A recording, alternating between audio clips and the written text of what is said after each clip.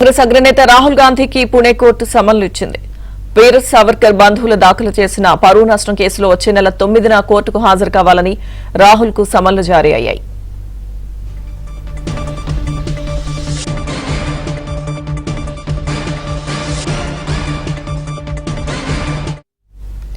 కాంగ్రెస్ అగ్రనేత రాహుల్ గాంధీకి పుణె కోర్టు సమన్లు జారీ చేసింది. ఈ అంశానికి సంబంధించిన పూర్తి సమాచారం మా ఢిల్లీ బ్యూరో చీఫ్ కృష్ణ అందిస్తారు.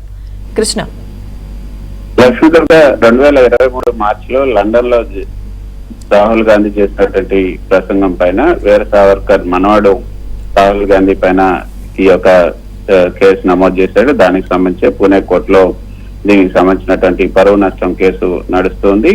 అయితే 2025 ఫిబ్రవరిలోనే ఈ పూణె కోర్టు రాహుల్ గాంధీకి వ్యక్తిగత హాజరు నుంచి శాశ్వతంగా మినహాయింపు మంజూరు చేసింది. అయితే ఆయన ప్రస్తుతం Z+ కేటగిరీలో ఉన్నారు, భద్రతా ఏర్పాట్లో ఉన్నారు.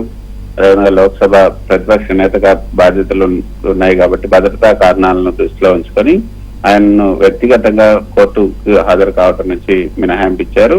అదే రాహుల్ గాంధీ అభ్యర్థనను అదేవిధంగా కోర్టు కేసును సమ్మన్స్ ట్రయల్ గా మార్చింది. ఇది ఆయనకు ఏదైతే చారిత్రక ఆధారాలు పుస్తకాల్లో ఉన్నటువంటి విషయాలను వాటన్నిటిని కూడా సాక్ష్యాలను సమర్పించడానికి అవకాశం కల్పించింది.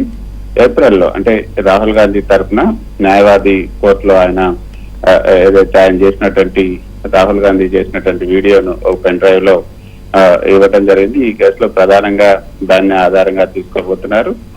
మే 9వ తేదీన ఈ నెల మే 9వ తేదీన విచారణకు హాజరు కావాల్సిందిగా తాజాగా రాహుల్ గాంధీకి ఈ సమన్లు జారీ చేయడం జరిగింది. అయితే ఇప్పటికే ఆయనకు శాశ్వత మినహాయింపు ఉన్నందువల్ల ఆయన తరఫున ఆయన న్యాయవాది కోర్టులో హాజరై కేసు విచారణకు హాజరవుతారు. ఆ తరఫున రాహుల్ గాంధీ తరఫున వాదనలు కూడా వినిపించే అవకాశం ఉంది.